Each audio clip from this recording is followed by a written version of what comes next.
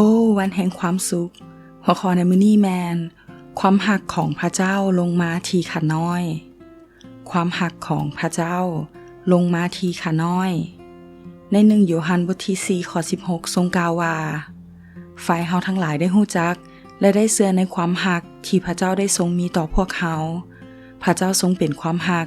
ผู้ใดที่ตั้งอยู่ในความหักก็อยู่ในพระเจ้าและพระเจ้าก็ทรงสถิตอยู่ในผู้นั้นในเวลาหนึ่งความหักของพระเจ้าได้ตกลงมาถึงโลกพระเจ้าได้ประทานทุกอย่างเพื่อลูกของพระองค์ทรงเบิ่งแยงเอาใจใส่ทุกอย่างถึงแม้ว่าลูกของพระองค์จะเป็นแบบใดพระองค์ก็ยังคงหักและเบิ่งแยงตลอดเวลาถึงแม้ว่าพระองค์ต้องเสียพระทัยในการกระทำของลูกของพระองค์แต่ความหักของพระองค์หลวงหลายพายมากพระเจ้าบ่เคยเครียดให้ลูกของพระเจ้าเลยแม้แต่คนเดียวแล้วทานเดชีวิตของทานและหัวใจของทานหักพระเจ้าเหมือนที่พระองค์หักทานบ่ทานยังต้องการและแสวงหาสิ่งใดอีกเมื่อความหักของพระเจ้าได้หยุดอยู่เบื้องหน้าทานแล้วความหักที่เฮากล่าวถึงนี้บ่แม่นเฮาทั้งหลายได้หักพระเจ้าแต่พระเจ้าได้ทรงหักพวกเขาและทรงใช้พระบุตรของพระองค์เสด็จมาเพื่อเป็นเครื่องบูชาไถ่บาปกรรมของพวกเขาเพราะพระเจ้ามีความบริสุทธิ์พระเจ้าเป็นความหักพระเจ้ามีความอ่อนโยน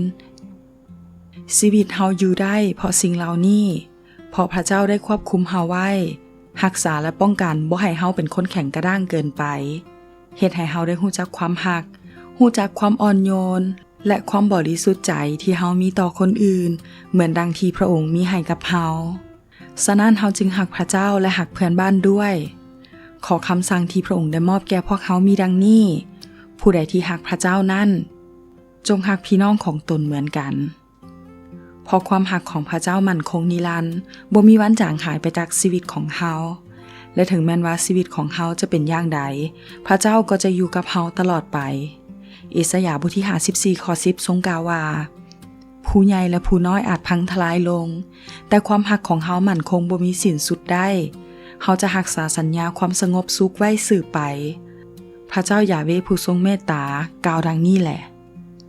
วันนี้จงเข้ามาอยู่ในพระเจ้าเพราะในพระองค์มีความหักและมีชีวิตเพื่อท่านจะอิ่มใจในความหักและพระลักษณะของพระเจ้า